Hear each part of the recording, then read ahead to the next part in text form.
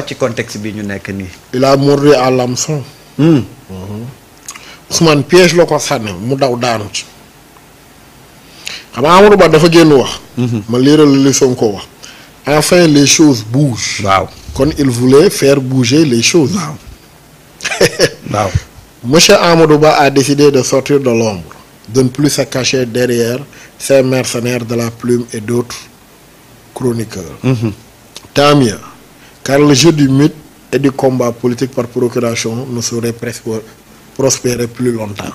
kon bëggoon na Amadou dévoilé wu ñëw dëggal boppam ci digg géew gi. kon moo waraloon cuq yi mu ko doon cuq fan yii yëpp. donc kon mi ngi dëggal li mu la wax da ko sànni benn hameçon mu daw mordru ko mu tegaat ci lan je lui offre donc une belle opportunité de s'expliquer devant le peuple un débat public contradictoire entre lui et moi bu duggee rek yàqu sur la situation économique et financière dans laquelle ils ont plongé le pays et sur sa responsabilité personnelle. li Sonko def Amadou Ba ne xam nga lan la yor xeer sa loxo na ko kaay ñu sànnante mu duggee rek boobu ba toj. mais lu ci Sonko jublu.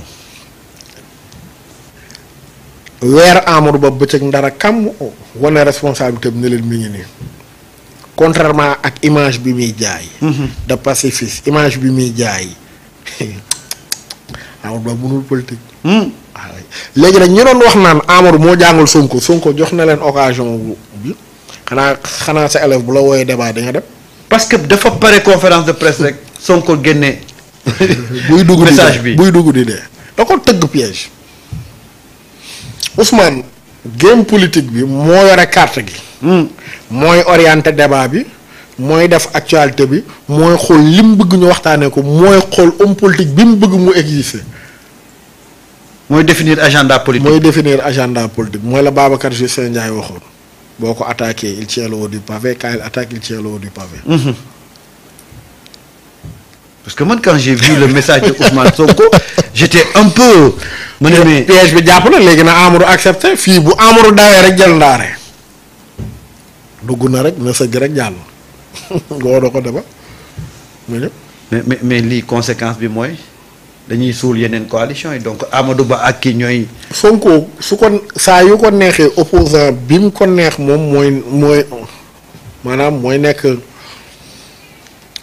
nu mu tudd. challenger mooy nekk ci game bi voilà mooy c'est-à-dire que moom mooy choisir ñi muy xool ki muy dugal ci saaku yeeg ki muy génn ci saaku yi. sérieux. ah oui Ousmane il fait l'actualité léegi coow li Amadou ñëwal. waaw. waaye Amadou li ma jaaxal. lu la jaaxal Cheikh Ousmane. ki ko woo bëri daa téye victoire bi moo ko bëri. téye victoire. waaw bu duggee daanu de. Amadou Ba bu accepté débat ak Sonko doot ko defat ci kaw suuf. nga dem. waaw mais est-ce que Amadou Ba am na choix fi mu nekk nii. ah il a pas le choix.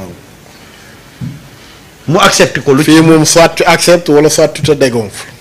bu accepté lu ko ci mën a arrivé. weeru bëccëg nar a kam. débat contradictoire bi bu ci duggee yàqu. bu ko accepté wul. weeru ba faw dégonflé lay doon su booba. loolu mooy fin carrière politique am amul lu muy waxati sénégalais. ki la jiiñ lu rëy wala na la kaañ débat. waaw nee nga yaa ko jàngal. ñëwal ñi lay waxal yëpp di wër plateau yi naan yaa ko jàngal. classe am Moustapha Diakhaté ak yooyu léegi na dem. ay bu demee. ndaw jël bu rëy. waa ji politique rek lay def. réew mi gisuma ko fi dàq politique. ku ne xam na ne yàlla daa bind te yemalewul am na ñu matal am ñu matlewul waaye ba mottali amee ba léegi kenn sonnatul buur kattan di produit 100% naturel sans effet secondaire ñu defare ko li nga xamante ni moo di petit cola bisaab ak jinjeer ñoo ngi jàppale leen ci seen wàllu kattan ak seen wàllu wërgu-yaram bu nekk jarna fi nguur ak keng ba ci kikirikiij waaye bii mooy seen buur di buur kattan ballonnement moo ci mën constipation faiblesse sexuelle diabète sinusite éjaculation précoce di joxe appétit sexuel teg ci itam day raxas sa biir ba mu set wecc xar yëpp xar lañ waaye laadum da ciy gën te bu ñu nee góor ngóoraa tax